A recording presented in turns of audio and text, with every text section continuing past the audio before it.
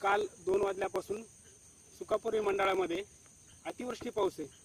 त्यातच एक पिठोरी शिरसगाव, या पिठोरी शिरसगावमध्ये अतिवृष्टी पाऊस झालेला आहे. काल 2 वाजल्यापासून ते सकाळी 6 वाजेपर्यंत हा पाऊस होता. आधीच तर इतकं मोठं नुकसान. हा बघा, ह्या कापसाला काही आहे का? काहीच नाही आहे. आमच्या बॅगी खराब दिल्यात. हे जे 2G बियाणं आहे ना, हे 2G बियाणं पूर्ण खराब आहे, याला काहीच नाही. आणि हे बघा, हा आहे ही पाण्यात साचलेली सरकी आहे, हिला काही राहिलंय का? आमचं अति फार नुकसान झालंय.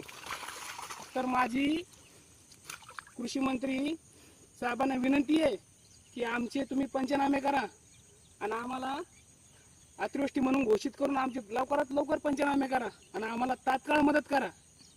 जर तुम्ही आम्हाला आमचे पंचनामे केलेच नाही तर स्वाभिमानी शेतकरी संघटनेच्या वतीनं एक मोठं आंदोलन ठेवण्यात येईल. जय जवान, जय किसान, जय स्वराज.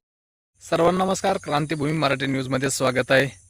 मागील 2 दिवसापासून मराठवाड्यामध्ये खूप जोरदार पाऊस सुरुवात होत आहे.